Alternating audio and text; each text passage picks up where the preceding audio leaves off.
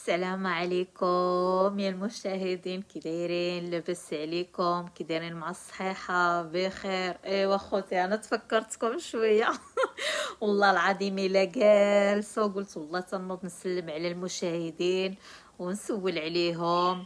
يعني كاع اصحاب القنوات والصحاب اللي كانوا معانا. بصراحه الله كانت ايام زوينه لما كنا كنديروا اللايفات، كانت ايام زوينه الصراحه دوزناها.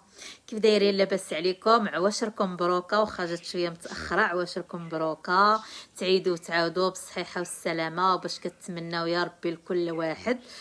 ايوا المهم الخوت جيت غير نسلم عليكم ونشوفكم كي دايره اموركم، وكنتمنى ديروا لي التعاليق وباش نقرا كل اي تعليق درتوه غادي نقراه حيت توحشتكم بزاف.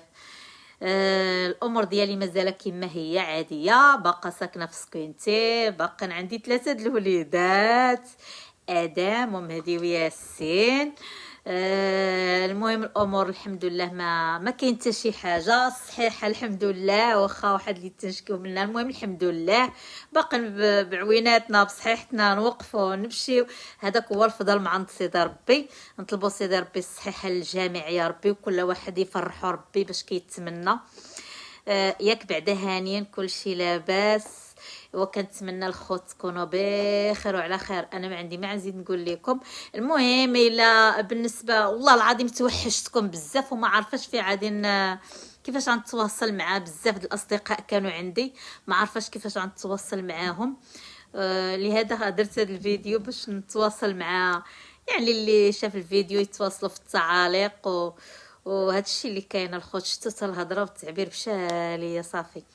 تقولوا لي علاش ما بقيتيش تسجلي زين؟ في الصراحه دزت في حاله يعني حاله نفسيه وداكشي دخلت فيها، يعني كنت مريضه شويه.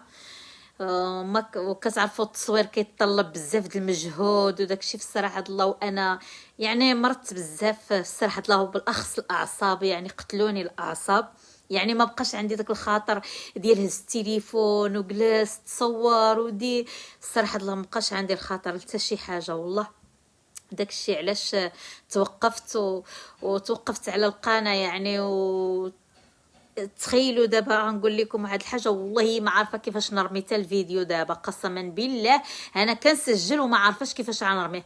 عاد غنمشي نخبش ونشوف كيفاش باش نصيفط الفيديو، ولا نقولها لادم يشوف كيفاش يدير يصيفطوا لي. اما صافي تلف لي كلشي انا، لان كان وصلني ميساج بان ما بقاش داك الانسنس عندي وداك الشيء، يعني القناه طاحت من السوايع. القناه ملي كطيح من السوايع يعني الانسنس كيمشي. يعني لا بغيت مثلا نرجع ولا راه خص عاوتاني التعب ديال راكم عارفين، وخصوصا الانسنس انا مرضني، وخصوصا هاد القناه مرضاتني، يعني ما كانش التفاعل ما كانش. فهمتوا هادشي اللي كاين. المهم كنسلم عليكم كاملين كبير وصغير، وكنقول لكم كنبغيكم بزاف بزاف. يلا تهلاو في راسكم. شوف مال هذا وقفت هكذا،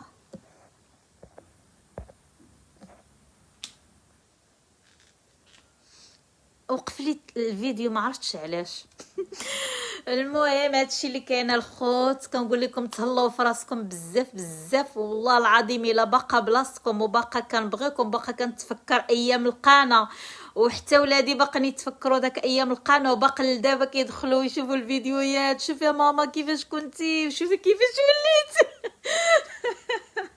كيفاش كنتي يا ماما وكيفاش وليتي.